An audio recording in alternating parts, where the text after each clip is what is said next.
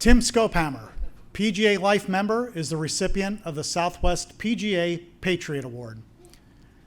This prestigious recognition is bestowed upon a PGA professional who personifies patriotism through the game of golf and demonstrates unwavering commitment and dedication to the men and women who have valiantly served and protected the United States of America. A PGA member for 44 years, Tim's journey with PGA Hope began in 2016 as a volunteer instructor at Aliante Golf Club. His involvement quickly deepened as he helped expand sessions to additional facilities, eventually stepping into the role of lead instructor for the Southern Nevada chapter PGA following the pandemic. With Tim's leadership, the program has evolved from 2 sessions into 7 6-week programs each year, supporting hundreds of veterans and active duty personnel annually. To keep participants engaged year-round, he established weekly supervised practice sessions at Painted Desert Golf Club and offered free of charge to these participants 50 weeks a year.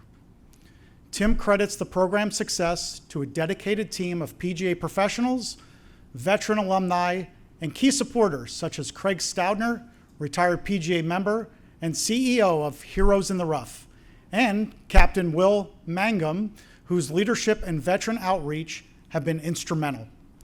Beyond instruction, Tim continues to innovate by developing new sponsorship opportunities, planning play days and competitions, and exploring pro-am events exclusively for military participants.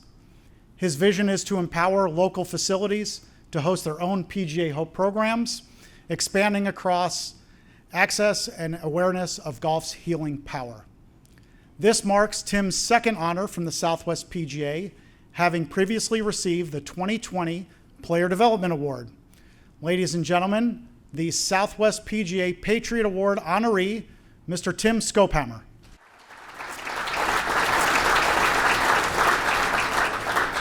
Well, Tim, congratulations. Thanks. Your work with the military and veteran communities have definitely set a standard, with not only within the section, but with Southern Nevada. And I could be chairman of the Southwest PGA Foundation. PGA Hope is a cornerstone of what we do. So I get to hear about your work a lot. And just on behalf of the board and our executive director, Michael Haywood, we couldn't do it without guys like you. So thanks for all the work you do for our veterans and active military up there. So as we honor your dedication tonight, how does it feel to be recognized with this award that represents such a profound level of service and patriotism? I was here 5 years ago for the player development deal, and that's like winning a gold glove. Yeah. This award is like winning the World Series to me. It's truly an honor to work with the veterans. It's something that I worked into slowly. I mean, I've been around a while. Yeah. I went through the whole assistant pro, head pro. I'm actually a member of the pro shop owners generation of this business. Didn't last very long, but I started teaching solely back in 1985, and I've encountered some interesting individuals who helped me to learn things about adaptive golf. Mm-hmm. I taught my friend Marty Tercios, who has cerebral palsy. We did some clinics together. Marty lives in Augusta, Georgia now, so I'm coming to see you someday. And then at my table, I've got Michael Gibson, who I worked with at Hagen Oaks, who has, he plays with one arm, and he's a very inspirational person to me. It's just kind of meandered my way. My career took a lot of turns, like Lombard Street in San Francisco. I've kind of done a lot of different things, but PGA Hope has been the most fun and the most rewarding. That's awesome. We all know that the golf industry can be tough. Yeah. 44 years is something to be really proud of. So back in 2016, you were drawn to PGA Hope. What was the hook for you, and why did you make that decision to engage in PGA Hope? Well, the hook really started in Southern California with Joe Groman. A lot of people here probably know, at least have heard of Joe. And we got paired together in an event, and it was in the metro LA area, and we're done. It's like 5:30 at night. He goes, Timmy, you're not driving home now, are you? I lived in San Bernardino. He goes, nah, I don't really want to. He goes, well, follow me. And I go, I got something fun for us to do. Okay, so I followed him over and went to the VA in West LA where they parked the cars for the LA Open. And we went in. There's a wing there for residents, and we heard a bunch of noise, and people are laughing, and there was guys sitting in wheelchairs who were putting balls down the hallway to a plastic cup, and just laughing and yelling at each other. And he goes, oh yeah, and I promised you dinner. You got Jell-O and a half of a ham and cheese sandwich. So yeah, it was great. And so I started going to his clinics. It was before PGA Hope even started, and met some really interesting people. And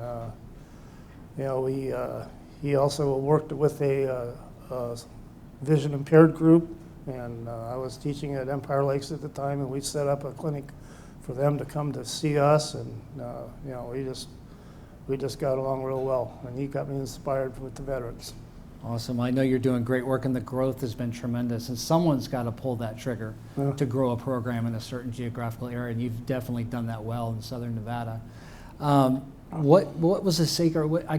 How did you grow it so quickly? Well, I had a lot of help. It's a team deal for sure. One of the big cogs in the wheel, Carl Larkham, for sure, because he's our main fundraiser. His son is in the service now, so it's a real important thing for him, and he's been our main fundraiser. And when we were first involved with PGA Hope, the VA was working directly with National. We didn't go through the section at all. Right. And we, so as the section got involved and the foundation got involved, and we started the Birdies for Good. We started getting involved with that. So we've been well funded. We haven't had money struggles. So that's that made it quite a bit easier. And we have great support from the facilities. We've got now 13 certified professionals in the adaptive golf, and I think we're still on the way up. I think we got more to do. That's wonderful. And for those in the room who don't know, PGA Hope, we're essentially introducing the game of golf to veterans and active military. And there's been so many stories about lives being saved, drawing them into the game of golf, the wonderful benefits of it, the culture. Is there a defining moment in your teachings that drove you further? It's like, I will never forget that testimony or this situation that happened that really keeps inspiring you to really push PGA Hope to everyone. Well, actually, this happened at this was one of Joe Groman's clinics. We were down at Admiral Baker in San Diego, and there just happened to be 15 wounded Marines and 15 PGA members. So we worked off one-on-one for a couple hours, then we went in and had lunch, and went and played 9 holes after. So I had this seemingly able-bodied young man with me, and he was a pretty good golfer, and I knew the guy that he took lessons from as a kid in Stockton, Ernie George.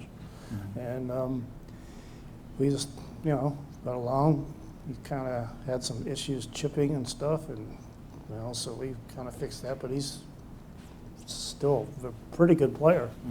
Made his high school team, all that kind of stuff. And so I started probing it. Go, well, how'd you get involved with these guys? And he says, well, I drove the bus. And I said, oh, so you work for the VA? Well, he says, not exactly. I used to be one of them. And I said, well, I go, well, how so?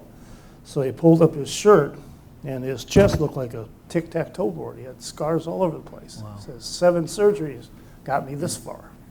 He says, and I'm really upset. And I said, what are you upset about? He said, they 100% disabled me. I can't go back and finish the job. Wow. That's what he told me. He's a Marine.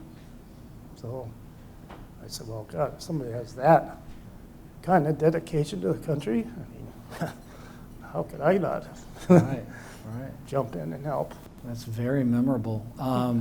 So talk a little bit about, I know that you're trying to create continuing opportunities for your vets up in the Nevada area. How important is that? You know, because I teach PGA Hope, and I'm very partial to PGA Hope Right. with the work I do. But I believe in giving them opportunities to play. Right. Can you tell me about the importance of that up there and the successes you've had with that continuing opportunity to stay engaged? Well, that was the first thing we noticed back in 2016 and 17 is that the guys and gals were going through the program, and then after 6 weeks we wouldn't see them. Yeah. So we had to come up with a way to keep them engaged. And so what we did early on was just keep the same time, the 2-hour time zone that we had for the class. We just come on out, hit balls, we'll whatever.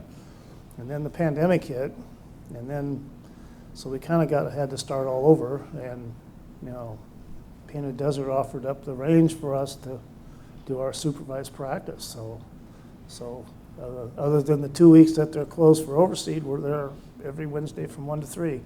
And it's hot in the summer, but we got tent and the water, and we keep it going. And sometimes there's 8 or 10.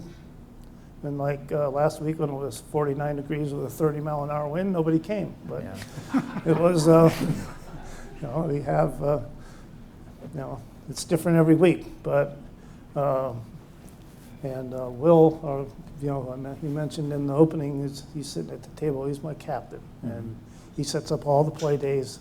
And he's my right-hand man, and so we have playing opportunities, we have practice opportunities. Hopefully we're going to work on some things in the future. Sure. We've been talking about having a kind of a Ryder Cup style match against the Southern chapter. We've been talking about that. Started with Danny a couple of years ago, but Yeah.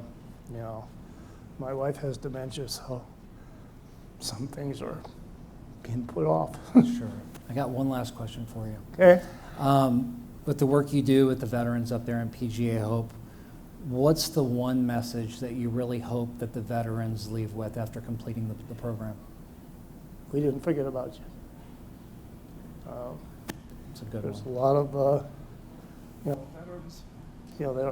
They're also different. I mean, I got to meet a general this year, which I had never done before, which is kind of interesting, and you could tell why he's a leader. I mean, it's not hard to tell, but some of the vets have been there 3-4 years. Some have been in for 20. Yeah.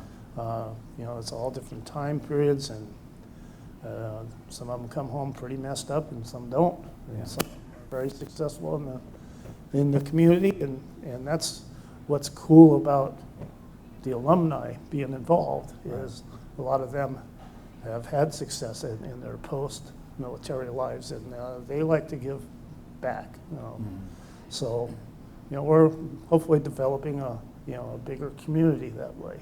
And what we hear a lot of is, that I've been told what to do, when to do it, and where to go for 20 years, and now I don't have anybody telling me anything. I don't know what to do. And they get kind of lost, but they have people that are in the same situation, Sure. Hitting balls right next to them on the range, and it's like, oh, okay, I'm okay, he's okay, she's okay, so we'll make it. Yeah.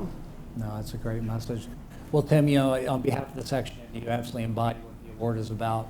And I'm a little partial to the foundation right now because I have found a new drive in my career through PGA Hope. And I can't thank you enough for carrying the torch up there on behalf of the board and everybody. Thanks for all you do for the veterans and for the active military and for the brand of the Southwest PGA. It's all for the good, and that's such a great niche to be passionate about. So thanks for carrying the torch. Well, And what's going on with me at home? PGA Hope's my therapy now. Yeah, that's awesome. Well, congratulations.